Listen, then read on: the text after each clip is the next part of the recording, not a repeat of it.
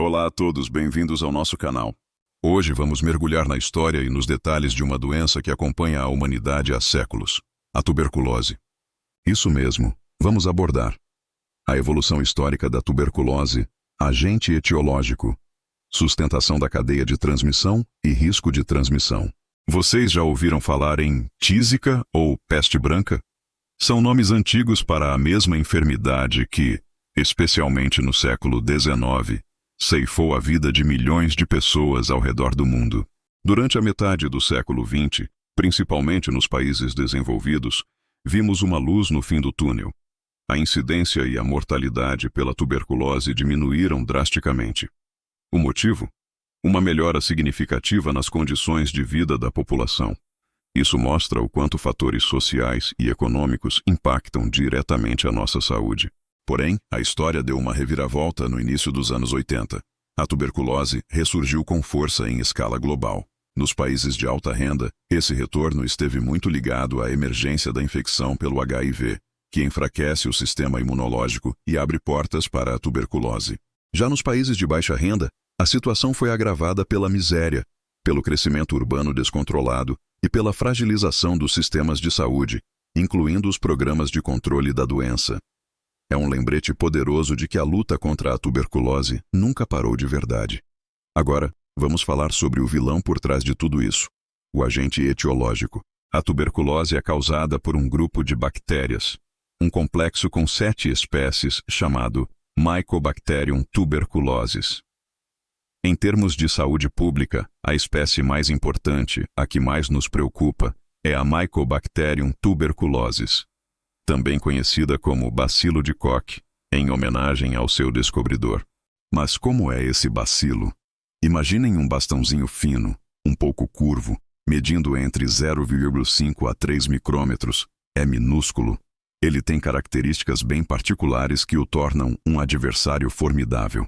Primeiro, ele é um bacilo álcool ácido resistente, ou BAR.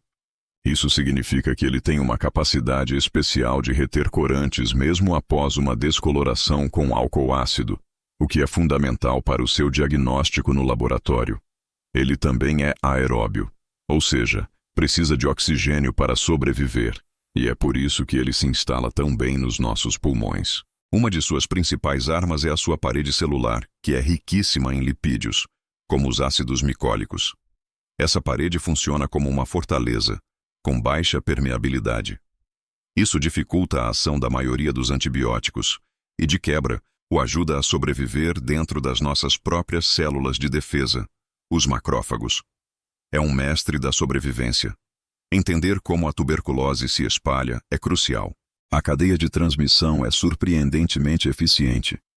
Estima-se que uma única pessoa com a forma pulmonar da doença e com baciloscopia de escarro positiva, ou seja, que libera muitos bacilos na tosse, pode infectar em média de 10 a 15 outras pessoas em sua comunidade ao longo de um ano. Pensem no potencial de disseminação. Os pacientes com tuberculose pulmonar e resultado BAR positivo no escarro são os principais transmissores. O risco é maior para pessoas que têm contato próximo e prolongado com eles, como familiares, amigos e colegas de trabalho. É por isso que o diagnóstico rápido e o início do tratamento são tão importantes, não só para curar o paciente, mas para quebrar essa cadeia de transmissão. Agora, nem todo caso de tuberculose transmite da mesma forma. Pacientes que têm a baciloscopia de escarro negativa, mas que são diagnosticados por outros métodos como o teste rápido molecular ou a cultura, têm uma capacidade de infectar bem menor. Já os casos em que a cultura do escarro é negativa, ou quando a tuberculose está fora dos pulmões, a chamada tuberculose extrapulmonar, são considerados na prática não infectantes. Curiosamente, pacientes que têm tanto tuberculose quanto HIV também tendem a ter uma infectividade menor. Uma das perguntas mais comuns é: por quanto tempo uma pessoa com tuberculose pode transmitir a doença? O risco de transmissão dura enquanto o paciente estiver eliminando bacilos no escarro. A boa notícia é que com o início do tratamento correto, essa transmissão começa a diminuir progressivamente. Geralmente, após cerca de 15 dias de medicação, o risco já está muito reduzido. Isso reforça a importância dos exames de controle, como a baciloscopia de escarro durante o tratamento. Eles servem para confirmar se os remédios estão funcionando e para avaliar se o paciente ainda representa um risco para as pessoas ao seu redor. As medidas de controle, como o uso de máscaras e o isolamento respiratório em alguns casos, devem ser mantidas até que os exames confirmem que não há mais bacilos viáveis sendo eliminados. E quanto às crianças? Crianças com tuberculose pulmonar geralmente têm baciloscopia negativa. Isso significa que elas têm um papel muito pequeno na cadeia de transmissão da doença, o que é uma informação tranquilizadora. Para finalizar, vamos falar de algo simples, mas extremamente poderoso no combate à tuberculose. O ambiente. O bacilo de Koch é sensível à luz solar. A radiação ultravioleta do sol consegue matá-lo. Além disso, a simples circulação de ar é fundamental para dispersar as partículas infectantes que ficam suspensas quando uma pessoa doente tosse ou fala. Portanto, manter os ambientes bem ventilados, com janelas abertas e com entrada de luz natural direta, são medidas simples e eficazes que diminuem drasticamente o risco de transmissão.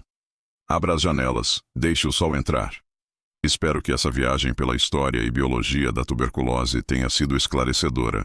É uma doença complexa, mas com conhecimento, diagnóstico precoce e tratamento adequado, podemos vencê-la. Se você gostou desse vídeo e quer aprender mais sobre saúde, não se esqueça de deixar o seu like, se inscrever no canal e ativar o sininho para não perder os próximos conteúdos.